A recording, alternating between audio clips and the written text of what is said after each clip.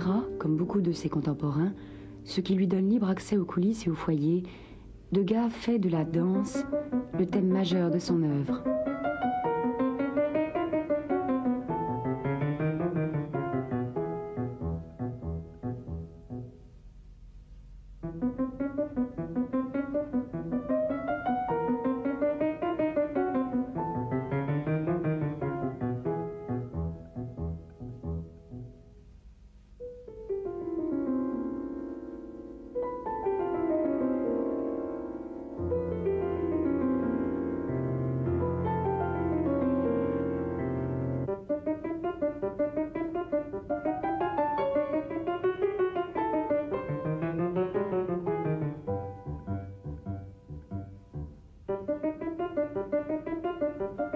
Il consacre à la danse plus de 1500 œuvres graphiques, des poèmes et la moitié environ des sculptures parvenues jusqu'à nous, dont la plus célèbre, la petite danseuse de 14 ans, est la seule à avoir été exposée du vivant de l'artiste.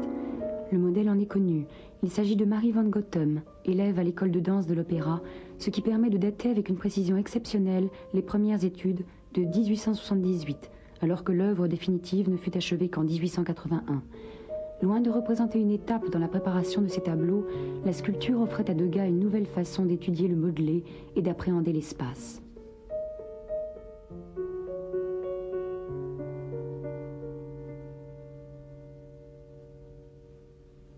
Les maquettes sculptées d'un meissonnier sont au contraire étroitement liées à ses œuvres peintes.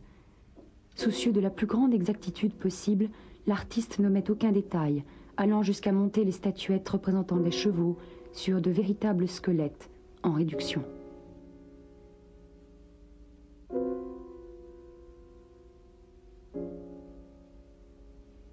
Degas, lui, se souciait peu de finir. En 1897, il dit au journaliste Thibaut Sissène : « C'est pour ma seule satisfaction que j'ai modelé en cire bêtes et gens, non pour me délasser de la peinture ou du dessin. Me voyez-vous épinglant mes études de chevaux à la façon d'un frémier, avec ce luxe de pittoresque dans le détail qui épate toujours le bourgeois. »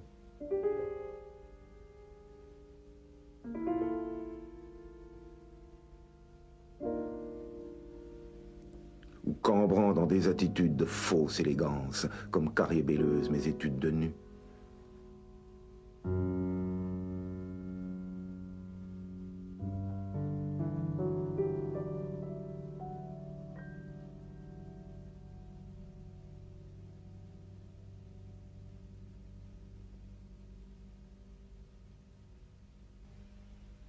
Ce qu'il me faut à moi, c'est exprimer la nature dans tout son caractère, le mouvement dans son exacte vérité, accentuer l'os et le muscle et la fermeté compacte des chairs.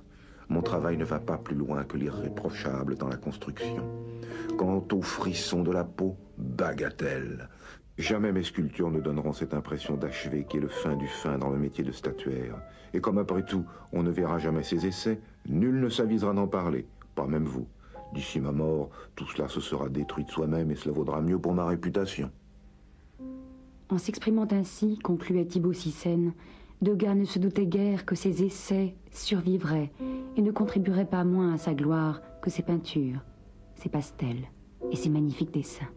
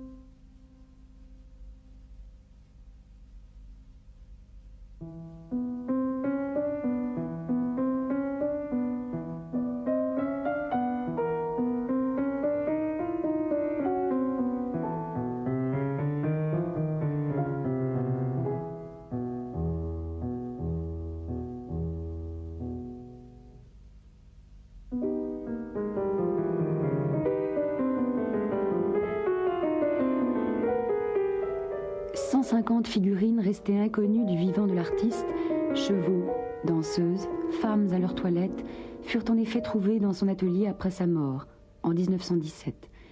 Le sculpteur Bartholomé, ami intime de Degas, en sauva la moitié environ, d'après laquelle le fondeur Adrien Hébrard exécuta des séries de bronze. La première fut exposée en 1921, rue Royale. À cette exposition, qui révélait au grand public un aspect inconnu de Degas, était présentée, à côté des 72 bronzes, la petite danseuse de 14 ans. En cire, car la fonte n'en fut entreprise que plus tard. Beaucoup plus grande, la petite danseuse forme avec les autres un contraste d'autant plus vif qu'elle est la seule à être achevée. On peut l'affirmer car Degas, soucieux de perfection, il était célèbre pour retoucher indéfiniment ses tableaux, ne la présenta qu'à l'exposition impressionniste de 1881, alors qu'elle était promise à celle de 1880. Lorsqu'elle parut enfin, cette œuvre tant attendue fut immédiatement remarquée comme la pièce capitale de l'exposition. Certes, elle déchaîna les critiques du public, ahuri et comme gêné, note Huysmans, car il était habitué à associer danse et élégance. Un critique, Élie Demont: Je ne demande pas à l'art d'être toujours gracieux, mais je ne crois pas que son rôle soit de représenter de parti pris la laideur. Votre rat d'opéra tient du singe, de l'aztèque et de l'avorton. Plus petite, on serait tenté de l'enfermer dans un bocal à esprit de vin. Mais elle devait trouver aussi des défenseurs. Parmi les artistes, Renoir, Whistler, ou parmi les critiques, Huysmans, grand admirateur de Degas. La terrible réalité de cette statuette produit au public un évident malaise. Toutes ces idées sur la sculpture, sur ces froides blancheurs inanimées, sur ces mémorables poncifs recopiés depuis des siècles se bouleversent. Du premier coup, Degas a culbuté les traditions de la sculpture comme il a depuis longtemps secoué les conventions de la peinture. Cette statuette est la seule tentative vraiment moderne que je connaisse dans la sculpture. La petite danseuse s'inscrit en effet dans le courant réaliste qui trouve son plein développement dans les années 1880. À partir d'un sujet pris dans la vie contemporaine et qui, en principe, devrait être plaisant, Degas rejoint le réalisme social qui a pour objet le monde des ouvriers et des paysans et insiste sur la dureté de leurs conditions. Toutefois, il ne cherche pas à émouvoir, mais analyse son sujet avec une précision quasi scientifique qui dément la magie attachée à l'idée de danseuse. Au premier abord, la statuette frappe par une volonté d'illusionnisme encore plus forte dans la cire originale. Vêtue de vrais habits, un corset de coutil, des chaussons recouverts d'une mince pellicule de cire et un jupon de tarlatane, coiffée de cheveux de crin que Degas s'était procurés dans une fabrique de poupées. Elle rappelle les santons de cire des crèches napolitaines.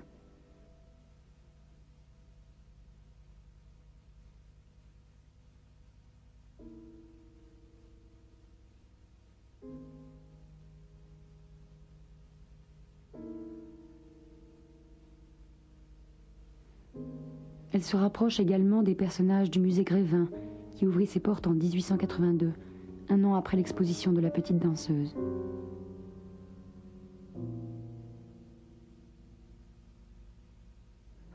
Mais si les critiques contemporains la comparent surtout aux sculptures polychromes espagnoles, dotées d'un expressionnisme que ne recherche nullement Degas, c'est sans doute à cause de la force qui se dégage de la statue. Tous parlent à son propos de terrible réalité, de réalisme à outrance. Degas s'attache à la vérité de l'attitude, comme à la vérité psychologique. L'une et l'autre frappèrent tous ceux qui connaissaient le milieu des jeunes danseuses. Le museau vicieux de cette fillette à peine pubère, Fleurette de Ruisseau, est inoubliable. Notait Clarty. L'exécution de la statue définitive fut préparée et accompagnée par une étude de nu, en cire elle aussi, et par un remarquable ensemble de dessins dans lesquels Degas se place déjà d'un point de vue sculptural. Pour suggérer l'espace et rendre à la forme son volume, il juxtapose sur la même feuille plusieurs études de la figure, vues sous des angles différents, comme si l'artiste tournait autour. Dans ces carnets, on trouve en effet la recommandation d'étudier un modèle sous toutes ses faces.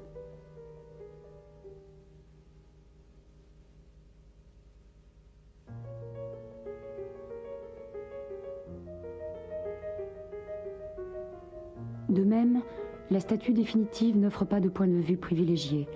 Du fait qu'elle a été conçue pour être exposée, la petite danseuse constitue une exception dans l'œuvre sculptée de Degas. Désormais, il allait refuser les accessoires, l'anecdote, refuser même le sujet, pour ne plus prendre en compte que la force du mouvement et l'équilibre dans l'espace d'un corps régi par les lois physiques, et créer des œuvres que l'on peut presque qualifier déjà d'abstraites.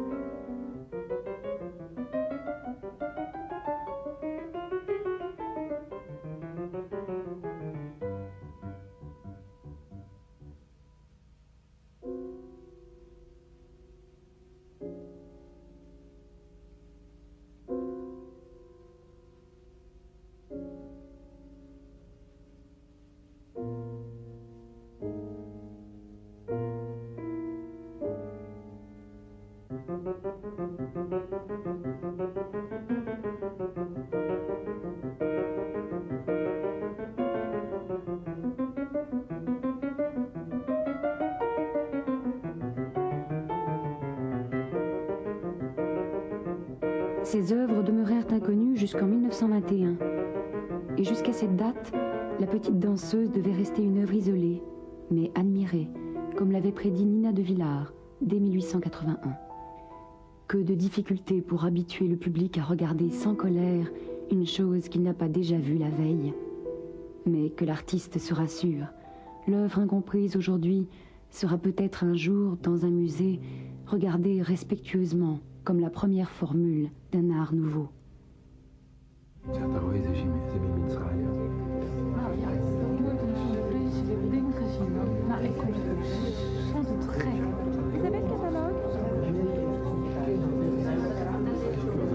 vous dit, il y a des expositions, c'est ça, les expositions.